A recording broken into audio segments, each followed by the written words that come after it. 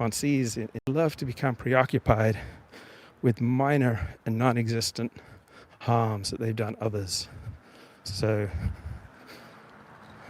they'll come up with, oh, I should have been more considerate of my friend Frank when he was having suicidal ideation. I should have been there for him, or I should have been more considerate of my wife's feelings, or I shouldn't have made that tasteless joke at that party.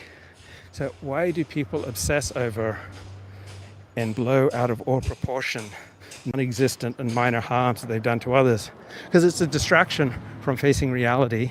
It's a distraction from facing what you've really done, where you've truly harmed other people. And so it's incredibly annoying when you ask someone a direct question and they go off into a monologue, when they start talking about irrelevant things, when they start invoking religious teachings, or they start invoking the teachings of secular gurus, when they don't answer the damn question. And it's annoying to infuriating. And so if you're able to be honest with yourself, it's a lot easier to be honest with other people. And if you can't be honest with other people, then it's far better to say that I can't answer your question because it's just too painful. Right? People would appreciate and respect that far more than if you go into these long, irrelevant monologues and anecdotes and sharing religious and spiritual and secular teachings.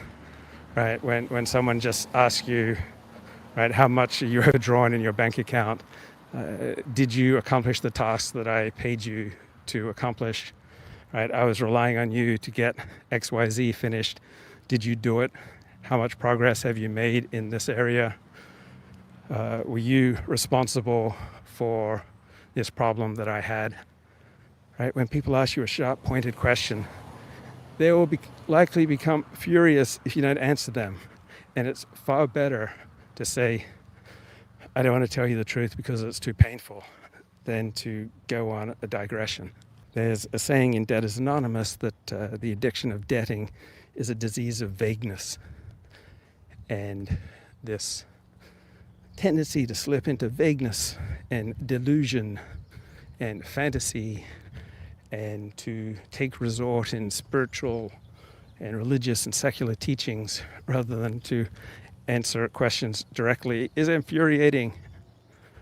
Right? You will drop in the esteem of other people if you do this. On the other hand, if you can answer questions honestly and forthrightly, your life will be so much easier. There have been times when I have been an employee and I'm called to task for a slipshod way that I perform my duties, and the boss may spin out a variety of excuses that he thinks that I'm going to employ.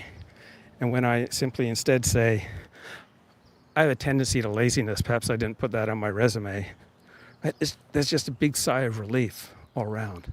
And people have so much more respect for you if you answer honestly, forthrightly, directly, economically, just boom, just nail it.